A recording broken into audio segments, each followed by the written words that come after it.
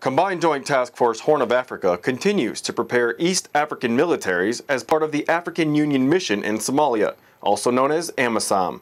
In a historic visit, AMISOM Commander Lieutenant General Andrew Goody visited Camp Lemonnier to meet with senior members of CJTF HOA. Two senior officers and other AMISOM representatives had a very candid conversation and shared items of mutual interest and possibly opened opportunities for future engagements.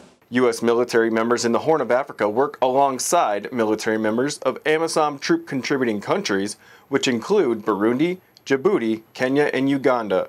The ultimate goal is to help AMISOM defeat terrorist organizations in Somalia and bring stability and security to East Africa. Ultimately, the benefactor of all these efforts will be the Somali people and the Somali federal government. Somalia recently transitioned to a more formal elected government, a positive sign for the future of Somalia.